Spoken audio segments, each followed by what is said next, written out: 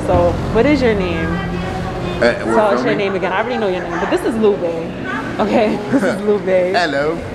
And he is going to share with us his story today. I am. He's an artiste. Yeah. Do I look at you or the camera? I look at you, right? Yeah. Look at me. Okay. Yeah. So tell me your story. Where are you from and where you are now? How did where you from contribute to where you are now? What challenges did you overcome? Yeah. All right. How long do you need these answers to be? Just follow your heart. Say whatever. I don't care. There's no limit. So I was born in Palm Beach, and I was born in Palm Beach, Florida,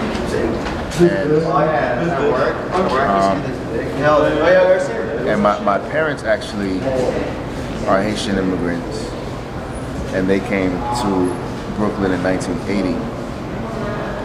My grandmother, I just found out, I thought it was the 70s. My grandma came here in the 50s. Insane to think about. And when my parents got here, they actually were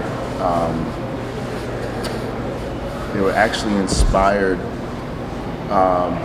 to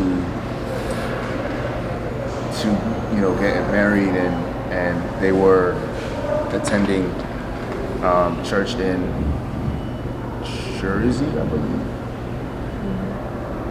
Jersey and Brooklyn. At the time, Wyclif's dad was a pastor, and they were attending there and just living the American dream of struggle. You know what I'm saying? Like, my pops was working. He's working for this Jewish dude at the time, and then he worked his way up. He found an opportunity to work at Macy's on 33rd Street, Macy's back in the 80s. My mother was working in a bootleg purse shop in Park Avenue in Brooklyn, and and then later on she starts working at near Columbia University, Harlem, across from 116. So then they had me, which was their final gift, or 4 gifts, in Florida, because at the time I would have been born in the hospital closest to the house, which was St. Mary's off of 45th Street. But they couldn't do it because the doctors would not, they wouldn't cut her open because she already had 3 C-sections. And at the time, it was against protocol to do more than 3 on the same person, so they had to send her to the Sam, which is ironic because it's by the water, and I'm high school. Anyway, but also, it's dope because it's like, it's called Good Sin, Good Samaritan. The Samaritans are the half siblings of Jews, and probably darker skinned, of African descent, blah blah blah. Anyway, so yeah, my life is really defined by art and creativity. I've always been somebody who was not afraid to speak in front of people and be myself.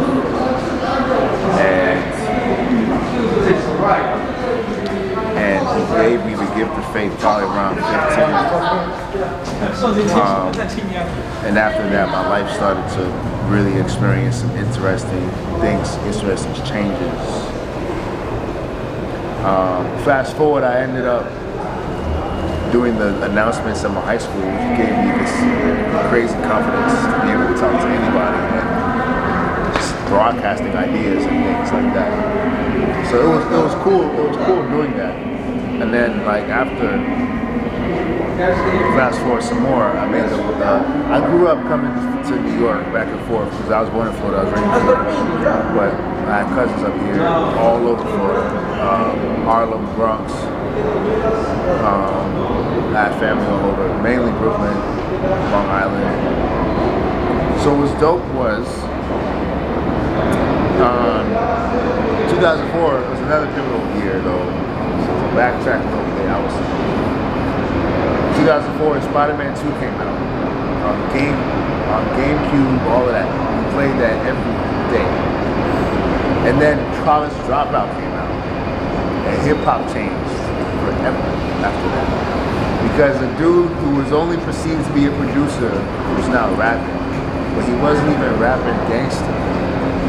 He was rapping about college credits and like all these different concepts and ideas that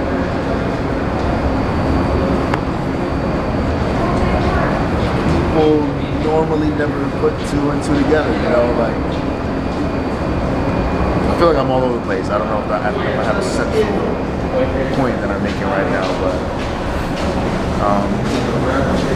just keep going. Like, so how did College Dropout, how did that contribute to your character? How did that influence you? How did that album?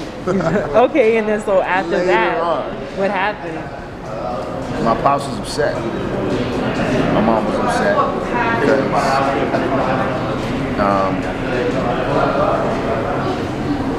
yeah, they were upset because. How did you react to it? Did you care? Was it like?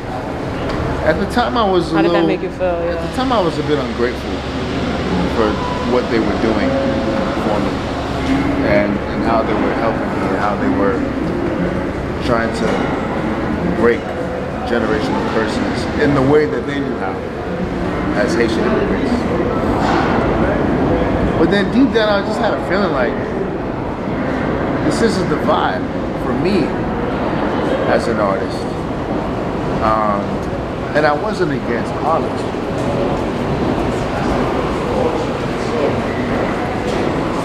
I think what I was against was fitting into molds that weren't mine. Because I saw people getting money out here. I saw people doing, and I was like, wait, and then you don't own nothing. Right, like I'm in college struggling. There's people out here making money. Like on each of the album, like hold on, let me. And it's reality though. It's so true. Like so, it's like it makes it feel like you're wasting time. Like you know what? The reason why it was so interesting to me is because these people weren't working for other people. So it wasn't just the fact that people were like, oh, I can find opportunity for myself. It's that, like, I could find a weird loophole and work for somebody. No, I was like, yeah, I'm going to literally create something that doesn't exist.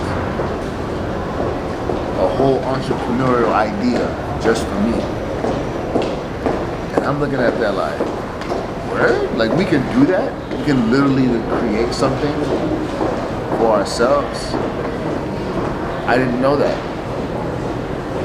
But I did know that at the same time. So I was at a fork in the road because I wanted to honor my parents. You know what I'm saying? I wanted to obey that commandment.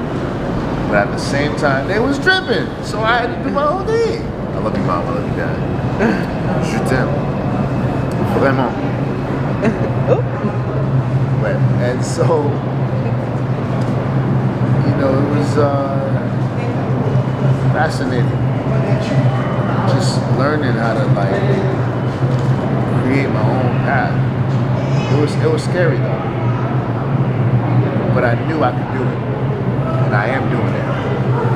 It's so scary though, but that's the point. Yeah, and say what you said about just the whole thing of being vulnerable, like what kind of vulnerable. Say what you said. What did being vulnerable do for you? Being vulnerable, what it did for me is it opened the door of opportunity I didn't know that was there. Jim Carrey said, depression is your avatar telling you it's time to take off your mask. So depression is the false face that you put on that's unhappy all the time.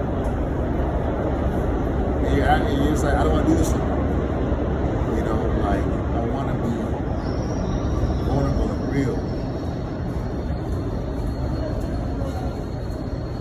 It took a few people to tell me that I was not opening up and not being real with them and honest with them about things. And then when I would do it, it wasn't what I thought it was. Because, you know, as Caribbeans, that ain't the wave in our culture. You gotta be a tough man, this, that, the third. All these walls built, like, you can't cry, it's like, that's a fact. But no one ever told me that. You know, imagine my being trash. And like, this is all these things that, like, I'm like, this doesn't fit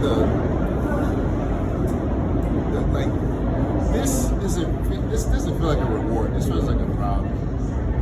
Like, all this tough machismo, you know, all this bravado, it's not equated to a life of joy.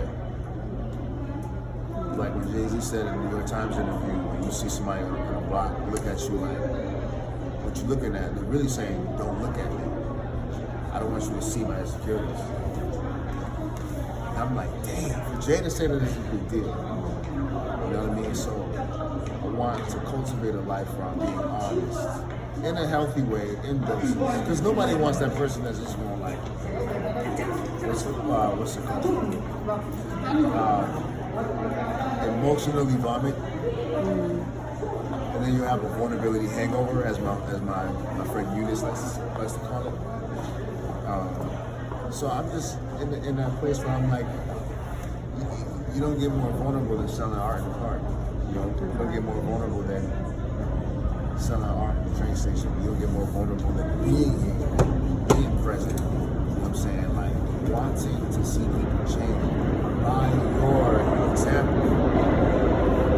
Because most of the time, pretty much every time I ever came out, Union Square, Washington Square, all the shows, whatever I was doing with the crew, right? They come up to me and tell me, I wish I could do what you're doing right now. It takes a lot of courage. It does. That's why I stopped. When I seen it. Because I do this, so I know. Literally, you gotta sit at the crib, just mentally prepare. You gotta sit in the crib, and you have to mentally prepare to walk out the door. Then you gotta mentally prepare to go down the steps into the train station. Then you gotta mentally prepare to bring all that stuff into the train. Each day, it's just like, am I really doing this? Am I really doing it? And then it never gets old. It's like every time you do it, it's as if it's the first time you're doing it. But that is pushing you and molding you into an indestructible person. Because what you're doing is you're tapping away the false avatar that you're projecting. You were made to live safe, bro. You were made to live very, very dangerous lives of being bold enough to tell our fears and insecurities. Move out of my way. We need them because they beckon us. You know what I mean? But we gotta leave.